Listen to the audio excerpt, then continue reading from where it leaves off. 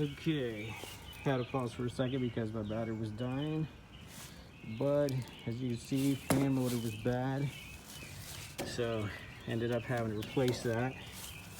So all my connections are good. I'm gonna go ahead and put the power back on.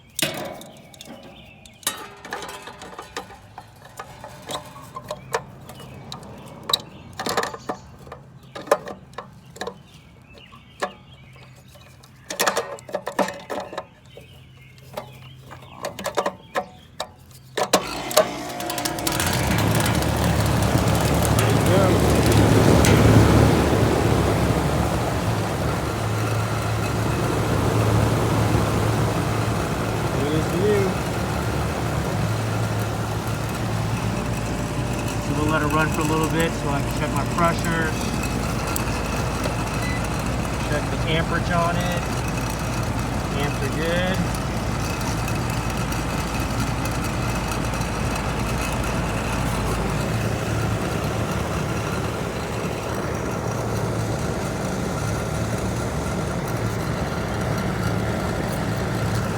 So I'm going to finish up this maintenance and then call it a day.